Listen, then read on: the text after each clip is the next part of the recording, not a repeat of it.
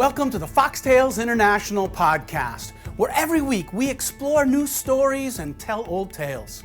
We help build a community through the ancient art of storytelling. We tell our stories and hope to inspire you to find your voice, to stand up and sing out. Our stories shape our world. Your stories can change the world. I disagree with Shakespeare. We are more than actors on a stage. You are the author of your life story. Share the link with your friends. Support us by joining our Patreon team. And make sure you subscribe so you never miss an episode. Join us every week to fall in love with the world and all of its possibilities. All the stories you heard today are in my brand new book, Bird Tales. It's a combination of fairy tales and folk tales with natural history and true science and a couple of poems and songs woven in. Check it out at Amazon.com or at my website, foxtalesinternational.com. Everybody who has seen one loves hummingbirds. And if you haven't seen one, go outside, look for them, put up some feeders, attract them to your neighborhood. Hummingbirds, without a doubt, are one of the most phenomenal birds in the world. And this episode is dedicated to hummingbirds. We're going to start with one of my favorite stories about how the ruby-throated hummingbird got that beautiful ruby throat. This is a traditional porqué, or why and how story. I hope you enjoy it. Hey, gua, hey, gua, hey, gua, hey, gua, hey, gua, hey, gua, gua, gua. In the beginning, when the world was new, there were some things left undone. In those long ago days, the hummingbird was a rather plain, kind of drab bird. Mousy gray brown. But one day, as the hummingbird was perched in a little tree, it saw something pretty amazing coming by. There was a huge buck, one of the largest deer it had ever seen, and the deer was running rather quickly, and there was fear in its eyes, and as the deer was racing down the trail, the hummingbird saw why. A panther, a cougar, was racing along behind it. The deer ran as fast as it could, leaping over logs, ducking under branches, and the panther was hot on its tail. But as the hummingbird was watching the deer flee and the panther chase, one thing the panther did not see, because the panther was so focused on its prey, that huge paw, splat, flattened a little mouse's nest. Inside, the babies were blind and furless, pink. The mother, she was infuriated. The little mother mouse came out and said, "Hey, who are you stomping on my nest? Who do you think you are? Watch where you're going. I'm going to teach you a lesson." Now, can you imagine this?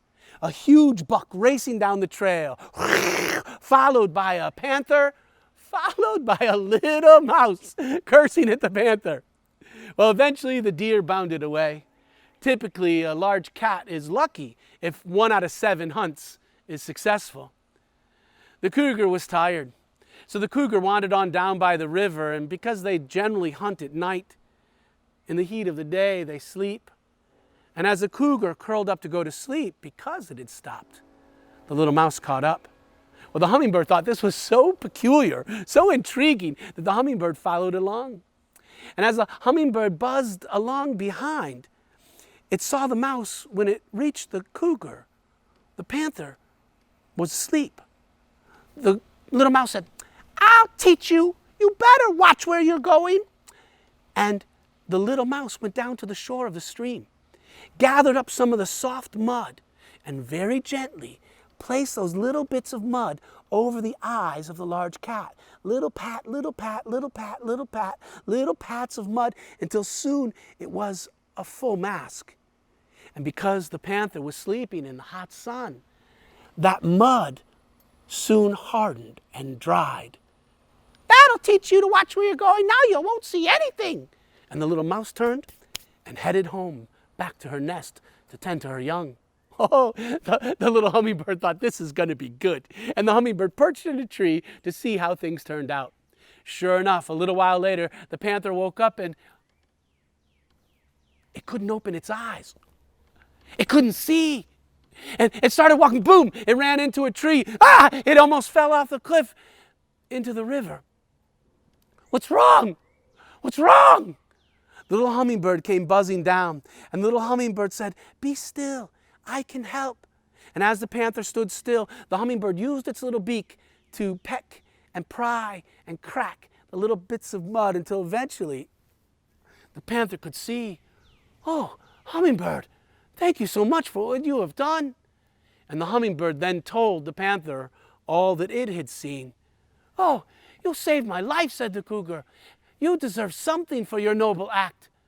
"I have an idea. You are so plain and gray."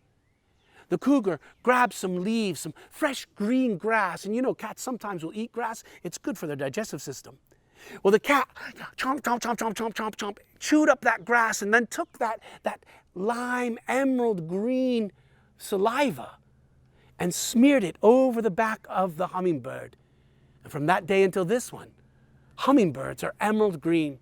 But then, even a little more special, by the shore of the river, there was some bright red clay mud. And it had a mineral called mica that is like glitter and reflective. And took a little bit of that mud and spread it on the chin, on the throat of what is now the ruby-throated hummingbird. And it does reflect sunlight when it's in the light just right. And the ruby-throated hummingbird, it still wears that emerald green back and that bright red throat to remind us of this story, to remind us that one good deed often deserves another. So this next story is from the Tsalagi, or the Cherokee, from my ancestors. And it's a story of how Hummingbird helped to place the stars. Hey, umgua, hey, umgua, hey, umgua, hey, umgua, hey, umgua, hey, umgua, umgua, umgua. In the beginning, when the world was new, there was no separation between day and night. It was actually daylight all the time. Now, many of the animals really loved it. They could eat and eat and eat and eat, and soon they began to consume everything. Now, some of the animals, they wanted a place to hide from their enemies, a place to hide in darkness where they would be safe. But because of this consumption, because things began to be diminished and eventually disappear, if that's all you do is eat and consume, Gitchimanatu, the maker of us all, wanted to put a stop to that. Gitchimanatu took a huge wet blanket and threw it out over the sky, and everything was dark. Everything was so pitch black, nobody could see where they were going. Boom! The bear ran into a tree. Ah! He fell off a cliff. Everybody just kind of stumbled apart, stumbled around. And so they called out, "Hey, over here, where are you?" And they gathered together in a council circle. Now, Native people believe, as I believe, and I hope you believe, that we all have a good mind when we use it. When we put our minds together, we come up with the best ideas. So everyone was listened to.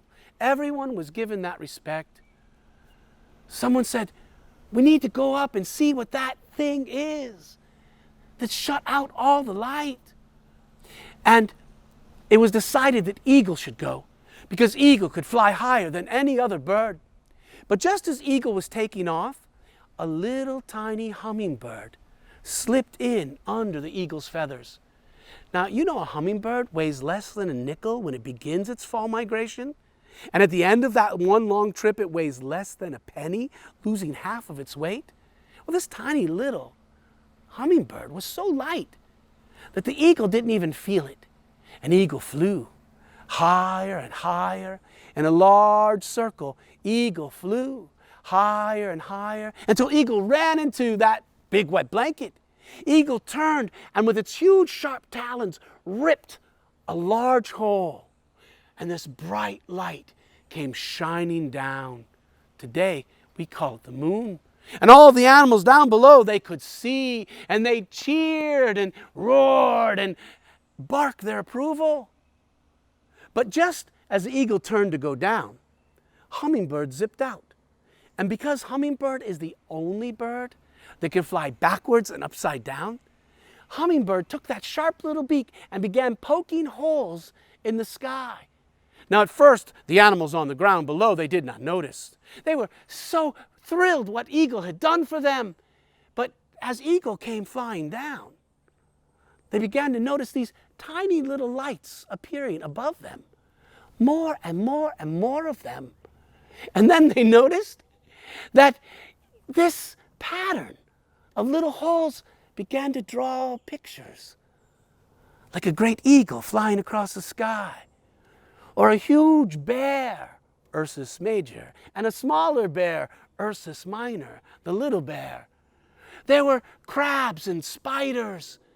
There were all manner of creatures, and the light grew brighter and brighter until they began to see it was Hummingbird, who placed all those little pinpoints of light that you call stars.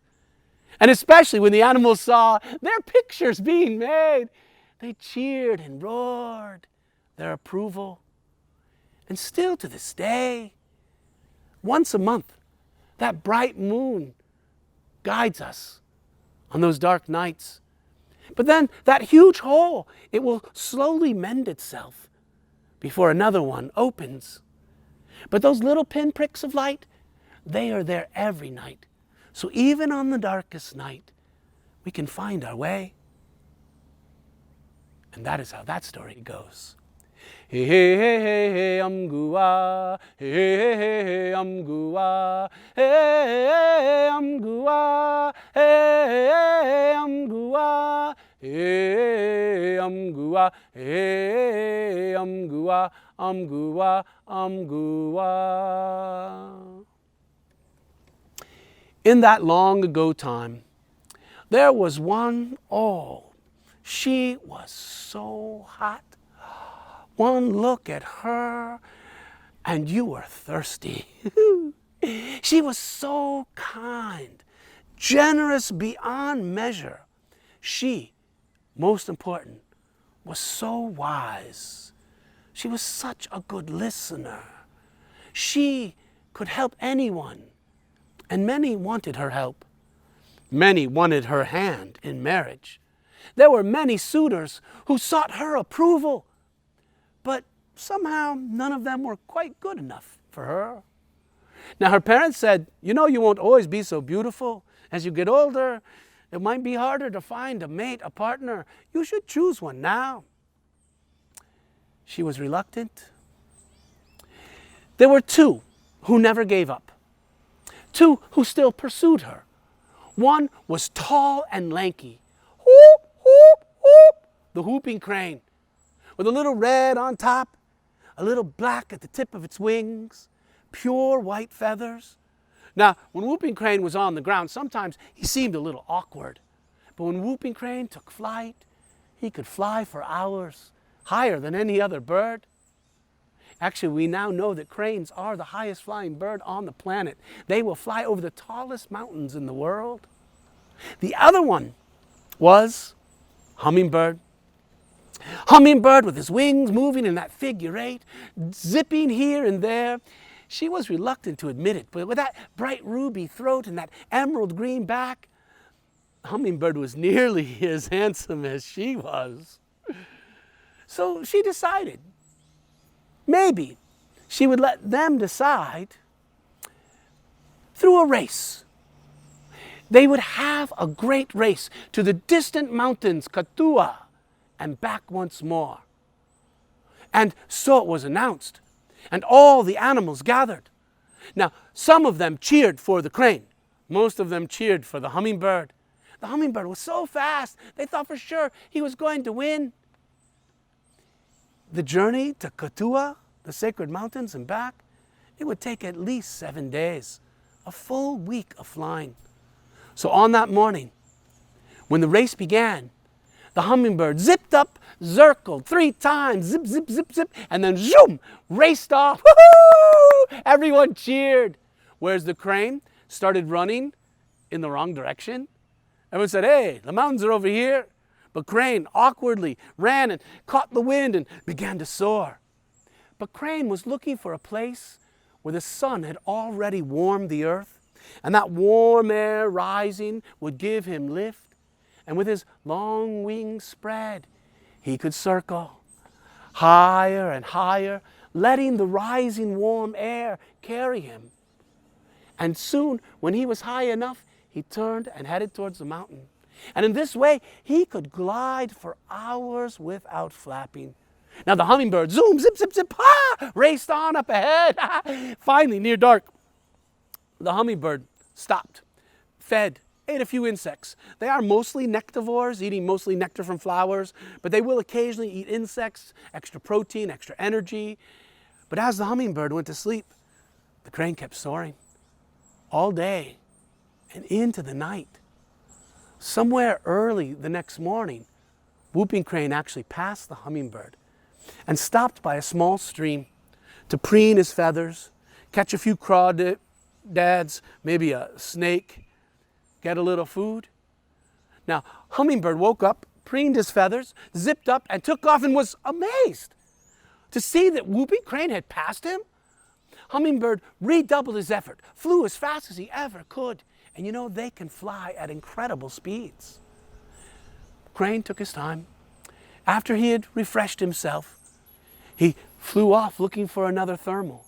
Again, rose quite high, and then soared towards the mountains. The next day, when Hummingbird raced off, it was almost lunchtime before he passed the Whooping Crane. And the third day, it was after lunch.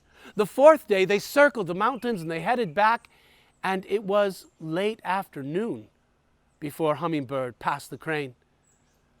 On the fifth day, it was early evening. On the sixth day, the hummingbird did not see the crane.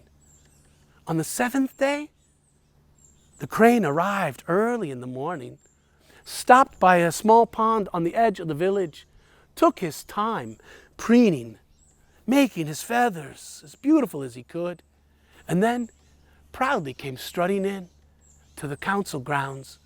All the birds were amazed. Whooping Crane had won, but they waited to see when the hummingbird might come back. The hummingbird came late in the afternoon and basically plopped down. It was so beaten and bedraggled. It was decided. Whooping Crane had won. It was decided. Or was it? She went over and she whispered in the crane's ear. Now what she said, I do not know. If I knew, I would tell you. But let me tell you what I do know.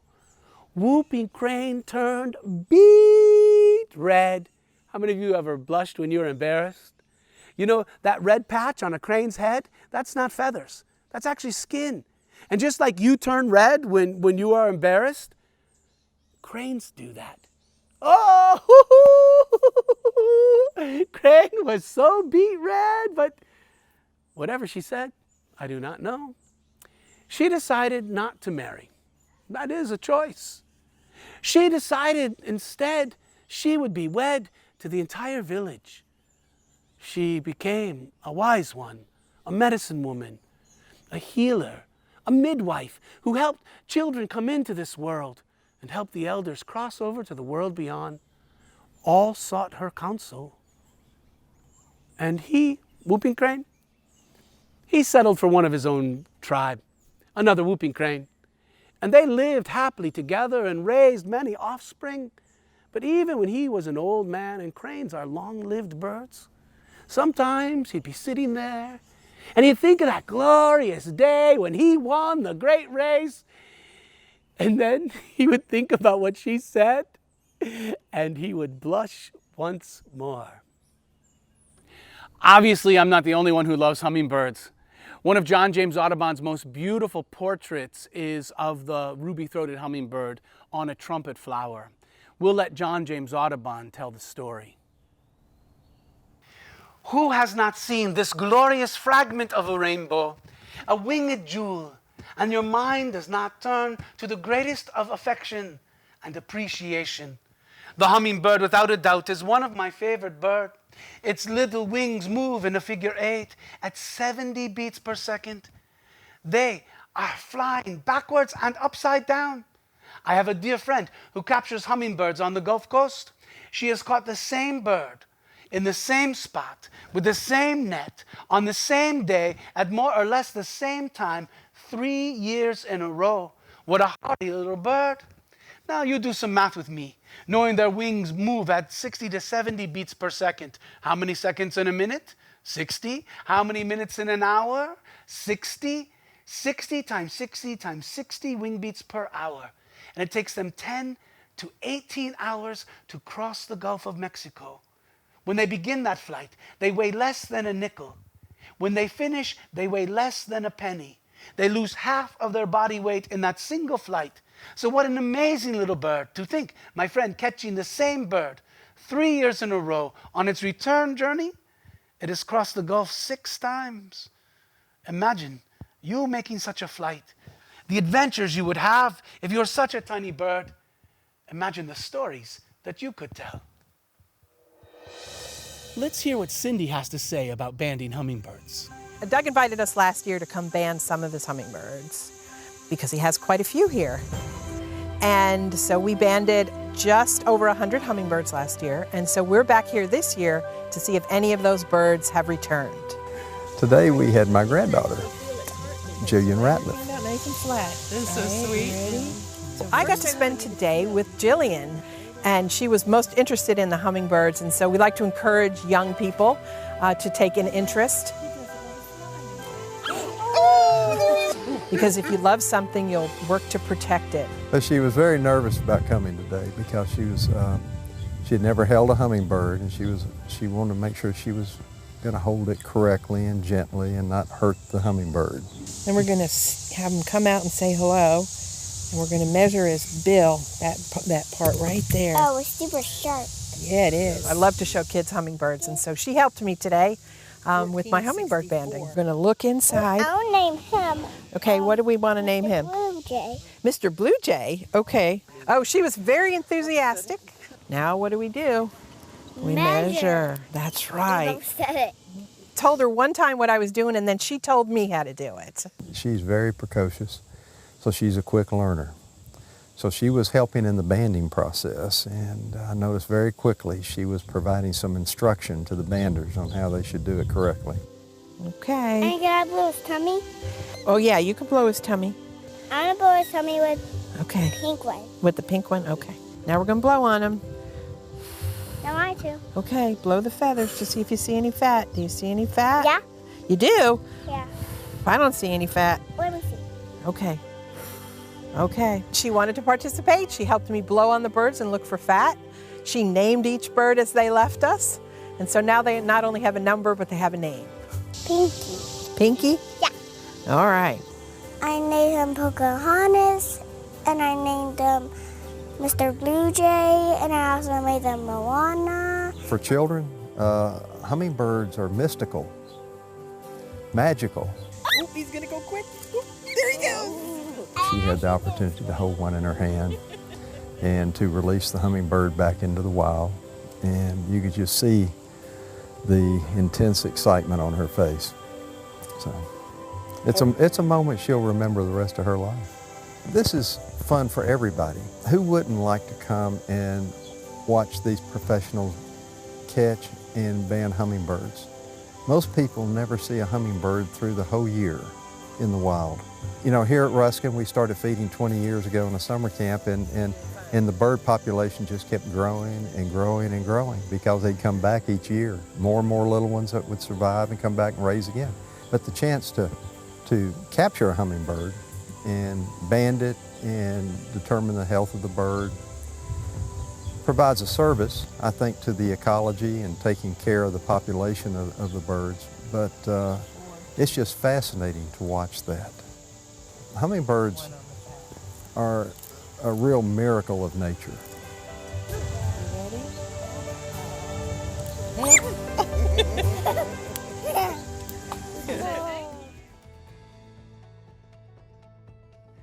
Thank you for joining us for another episode of Fox Tales International Podcast. Follow this link to invite me to your community, or take a look at my schedule to see when I might be performing near you. Share the link with your friends, support us by joining our Patreon team, and make sure you subscribe so you never miss an episode. Join us every week to fall in love with the world and all of its possibilities.